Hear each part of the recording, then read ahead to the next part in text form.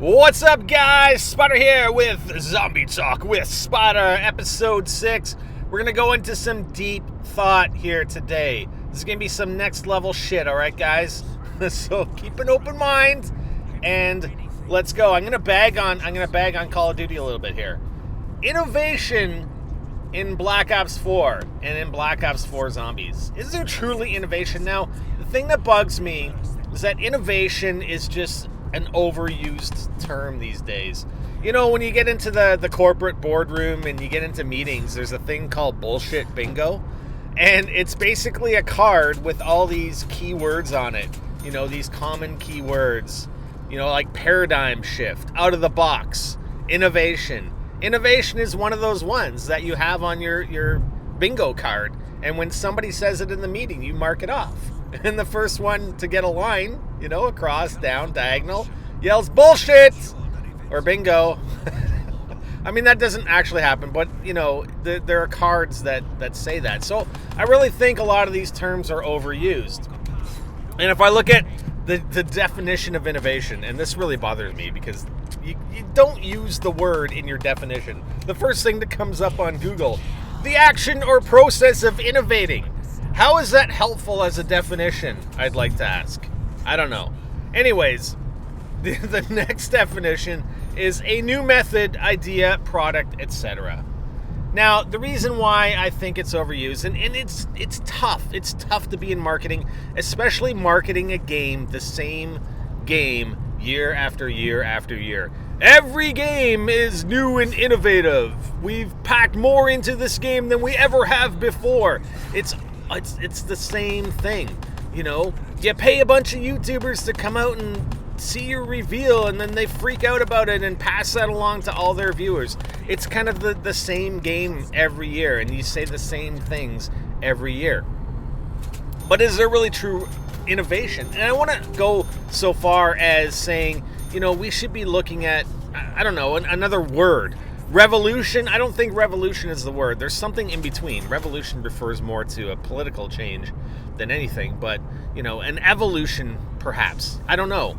But honestly, and it's tough to do. It's tough to do what I'm about to say that games should be doing. Games should be providing you with what you don't know you want. Does that make any sense? Like, I want a game, you know, I want a developer to come out and give me the game that I didn't even know I wanted. I don't want them to come out and be reactive. I want them to be proactive. And like I said, it's very, very difficult to do that kind of thing when you're releasing a game every year, year after year after year for the last, I don't know, 15 years, whatever it is with Call of Duty. It's tough to do that.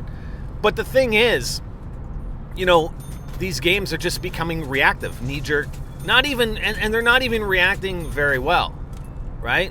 So Black Ops 4, and let's just talk about zombies for right now.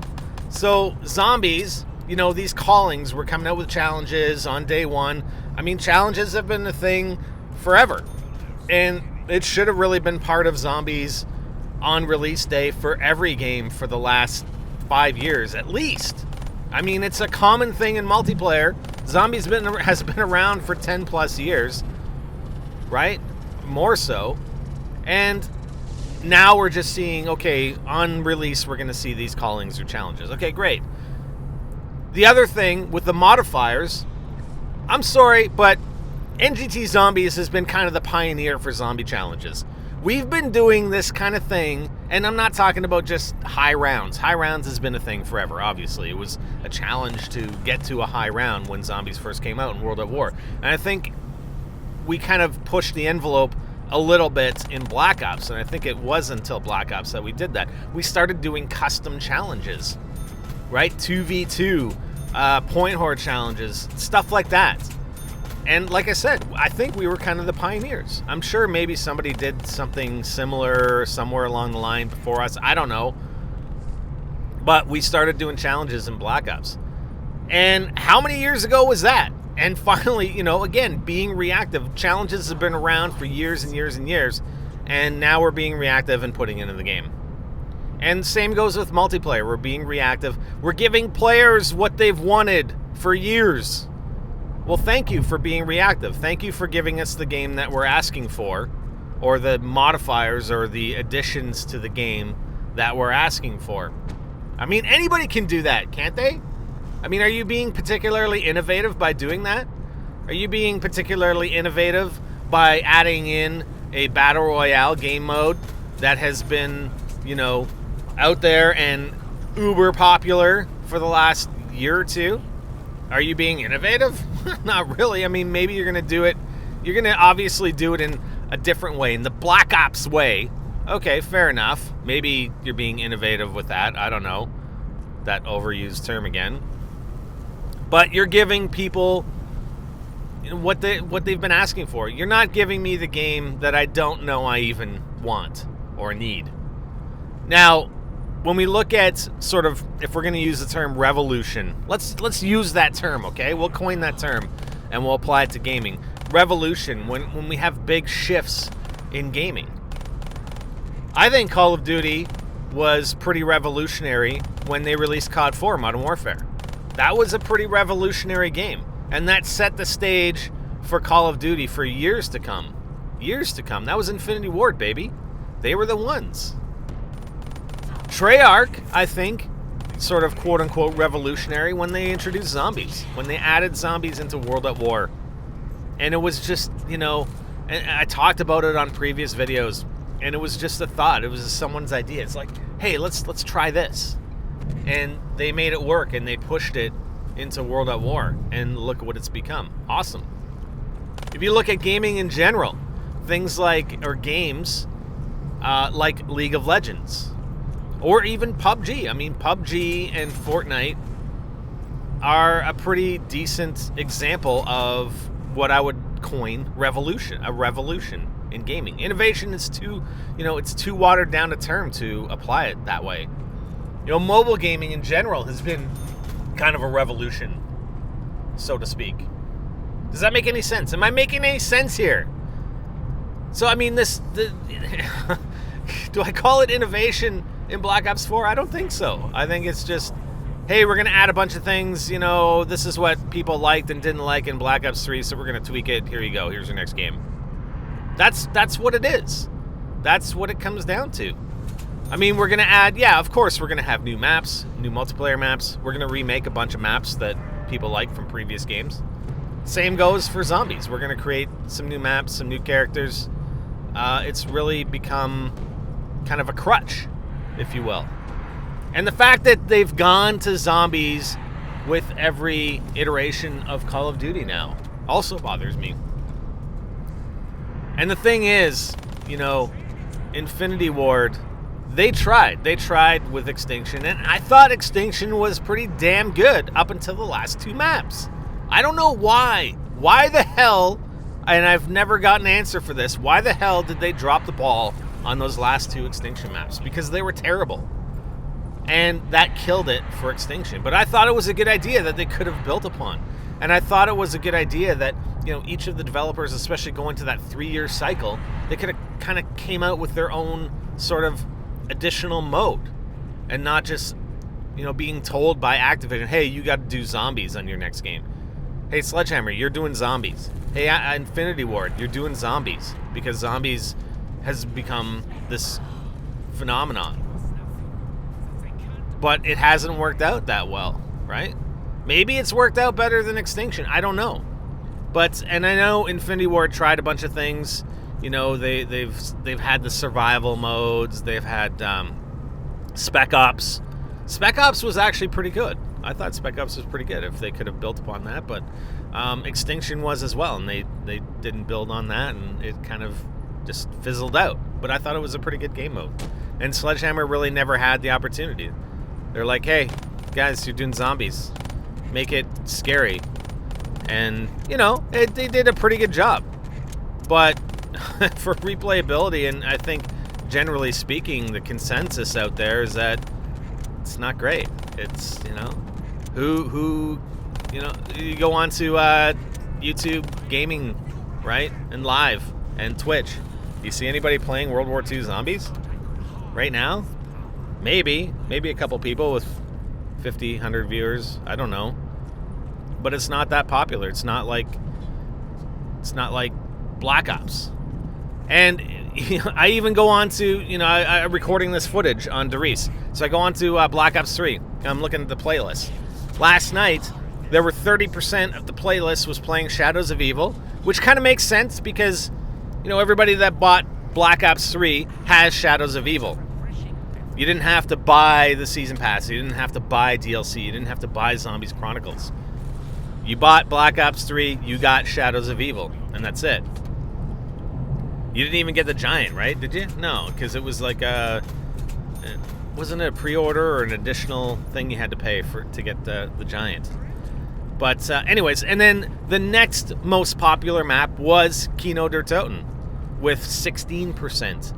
I look at the DLC maps for Black Ops 3, and they're down 3% or lower, I believe, were the numbers, as were many of the other maps. So a Zombies Chronicles map was 5 times as popular, approximately, or more, 5 times or more popular than pretty much any other map other than Shadows of Evil. So, I don't know, what's the general consensus with Black Ops 3? I mean, Zombies Chronicles was the best. I mean, these simple maps, these more simple maps, you look at Horizon Drak, Gord, Crovey, and Revelations, very, very complicated maps. And people are replaying Kino from Black Ops. But what does that tell you? Give me the game that I'm asking for. Give me more, less complicated maps. I mean, the Easter egg and the storyline is great, and I'm going to talk a little bit about the storyline later this week, and if we really need storyline, especially in Zombies, for that replayability, we just need some maps. I mean, take some of these custom maps and freaking port them into, Black Ops 3 mod tools. Take some of those custom maps and port them into Black Ops 4, man. I don't think we're going to see Black Ops 4 mod tools because I think generally Black Ops 3 mod tools has been kind of a failure, especially compared to the World at War mod tools, which were pretty awesome. I don't know. What do you guys think? I mean, it's hard to comprehend. It's hard to put into words. What is the game that I don't even know I want? That is the toughest thing to deal with as a developer. How do you deal with that? It's tough. I know it's tough, and it's something very, very difficult to do with a game that's particularly a game that's released yearly, like Call of Duty. You end up becoming reactive. I mean, oh great, you got rid of campaign. I mean, we're being proactive. Not really. You look at the numbers, hardly anybody plays campaign. Nobody's really going to care 6 months from now that there wasn't a Black Ops 4 campaign, in my opinion. So, again, kind of reactive. And you just keep building upon, oh, well, I didn't like this in this game, so we tweak it. It's kind of like Black Ops 3.5. We've said that a lot with Call of Duty. That's just the way it is. That's just the way it is. I'm still excited for it. But, what worries me, yes, we're going to have Mob of the Dead, but what worries me with these maps is that they're being made over complicated just to appease storyline and appease like an Easter egg. And, kind of not really looking at that replayability factor, which, looking back at those Black Ops 3 maps, those DLC maps, I mean, there's some replayability there, but people aren't playing them. People are playing Kino, for crying out loud. Make more maps like Kino. Anyways, I had this. I'm going to tell you, but I think I'm done with my whole innovation thing. What do you guys think? Leave me a comment. Leave me a comment. Let me know what you guys think. I don't know. I'm kind of all over the place today, but whatever. It's tough when you're driving. You can't. It's hard to concentrate sometimes, especially when you have idiot drivers. So anyways, I'm going to move on to this little story that at work. It was kind of funny. Thought I'd relay it to you. So I sent one of my guys off to training. He's a young guy. He's only been with us, I think, for about a year. Right out of school, I believe. And he started before I did. So I sent him on some training. And the shop supervisor gave him we have 4 vehicles. and he gave him the one that doesn't have air conditioning. And yesterday it was like 33 degrees Celsius. So he gets back from training. He's saying, "No, what? Can I take my own vehicle tomorrow? Like, you guys sent me in the vehicle that has no air conditioning." And I'm like, man, back in the day, we didn't have air conditioning in our vehicles. That was not a standard thing. We had to drive around without air conditioning. And it was just kind of funny because he was complaining when he thought it was maybe like a health hazard or something like that. And I'm like, just roll down the windows and take some extra water with you. I don't know. And meanwhile, he's wearing like a long sleeve shirt. And he's like, feel my back. It's all sweaty. I'm like, no, I'm not going to feel your sweaty back. Thank you very much. I said, you know what? Just go ask if he could have one of the other vehicles. And he did, and it was fine. So he gets air conditioning today on his way to training. He has to drive an hour to and back from the training. So I don't know. I just wanted to share that. It was kind of funny. You know, like I said, I'm not going to go so far as saying, you know, back in my day, I had to walk to school uphill in 6 feet of snow both ways. But I definitely didn't have air conditioning in my first vehicle when I got out of school. Okay? So some of those things we've dealt with that, you know, these people today don't have to deal with. It's just kind of funny, and then complain about. Anyways, this is just kind of a funny story. I don't blame the guy at all. It's just kind of funny, and I played it up a little bit with him. So there you go. That's it. That's my little spiel for today. So I'm gone. We'll be back tomorrow, hopefully, with episode 7. Again, let me know what you think in the comments. I'm Spider, and I'm out.